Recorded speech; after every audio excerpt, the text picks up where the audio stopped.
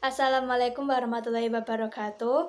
Hi everyone, my name is Kheisalovi Afsianti and today we are going to talk about abortion clinic shall be provided by the government and why I agree about this.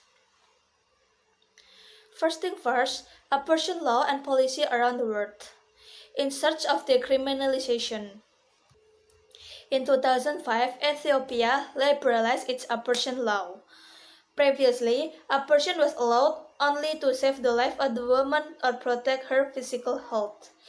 The current law allows abortion in cases of rape, incest, or fetal impairment, as well as if the life or physical health of the woman is in danger, if she has a physical or mental disability, or if she is a minor who is physically or mentally unprepared for childbirth. This is a liberal law for sub-Saharan Africa, but for a long time little was known about the extent of its implementation. In 2006, the government published national standard and guideline on safe abortion that permit the use of misoprostol with or without mifepristone in accordance with WHO guidance. A nationwide study in 2006 by Guttmacher Institute estimates that within a few years, 27% of abortions were legal, though most abortions were still unsafe. A 2011 study by Jamila Abdi and Mulugeta Gebrimariam found that Ethiopian healthcare providers' reason for not providing abortion were mainly personal or due to lack of permission from an employer or the unavailability of service at their facility. Only 27% felt comfortable working at a site where abortion was provided. Reasons for not being comfortable were mainly religious, but also included personal values and a lack of training.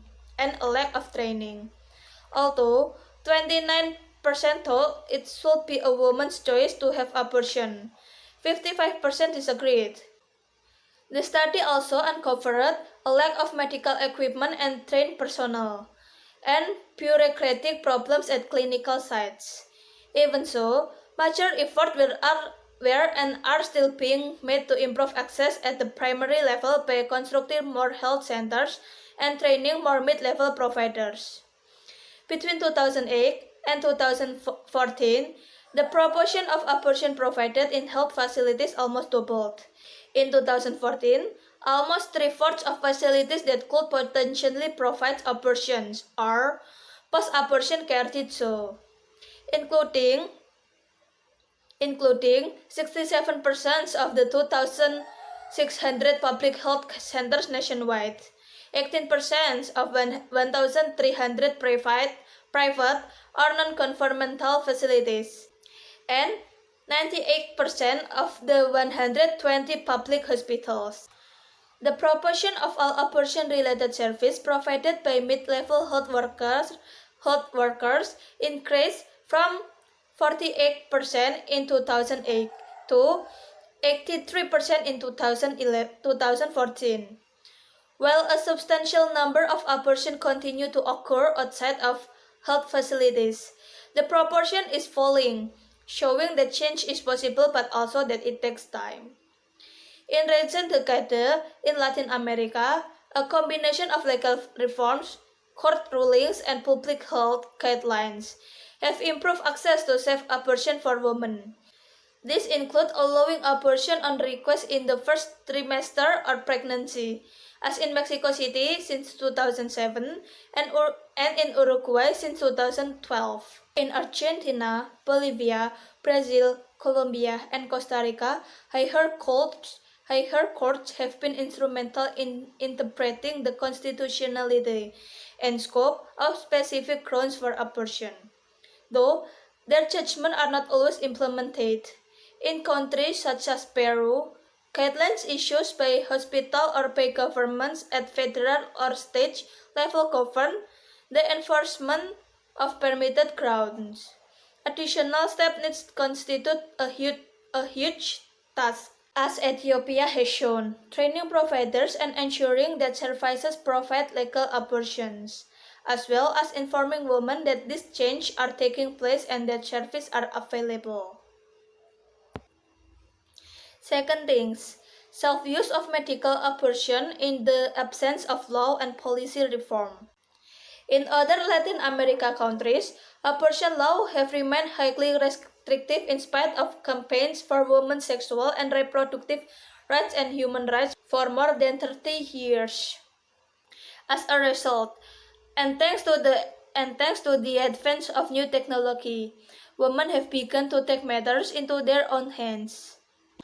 An uncounted number of women, probably in the millions, has been obtaining and using misoprostol to self-induce abortion, widely available for gastric ulcers, from a range of search pharmacies, websites, black market, since its abortifacient effectiveness was first discovered in the late 1980s.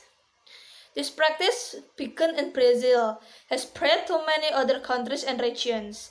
In response, legal restriction and regulation on access to medical abortion pills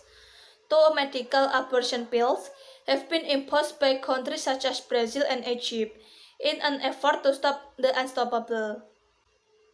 Moreover, in the past decade, feminist groups have set up safe abortion information hotlines in at least 20 countries.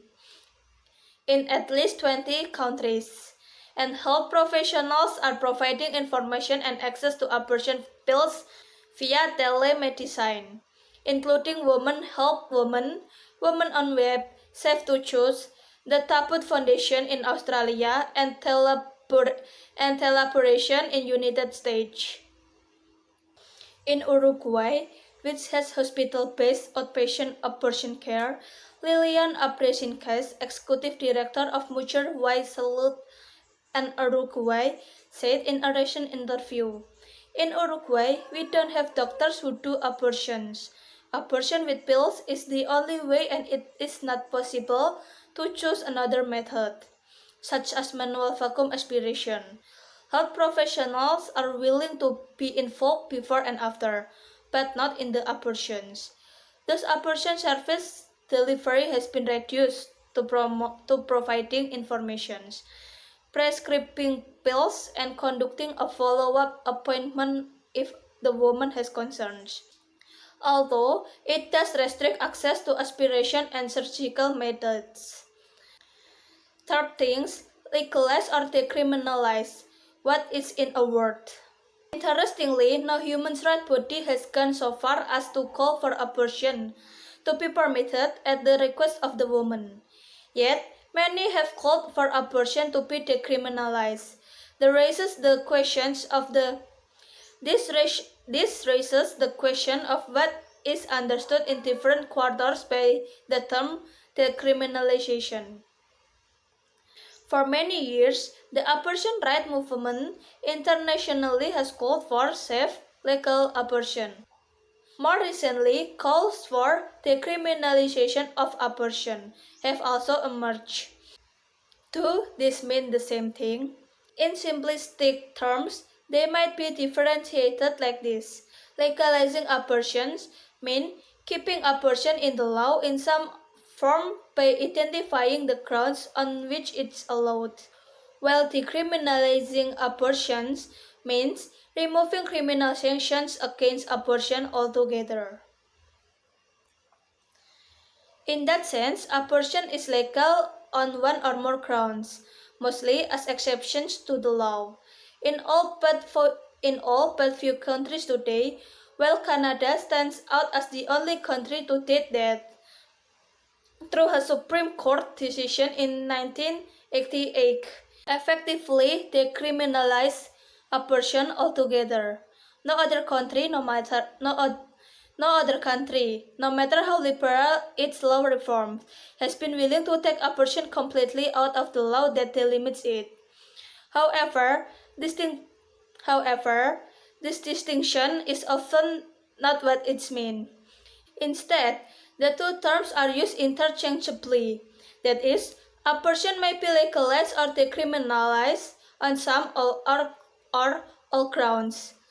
No one is likely to be able to change this lack of differentiation in terminology. Nevertheless, it is crucial when recommending abortion law reform to be clear what exactly is and is not intended. I will return to your opinion. After exploring the complexity of the request change, no matter which of the two terms you will use, I think abortion is indeed a sin. But if a woman who wants to have abortion has a strong reasons, such as to maintain healthy body, I think it can be tolerated. That is my opinion. Feel free to share your opinions. Comment down below. Wassalamualaikum warahmatullahi wabarakatuh.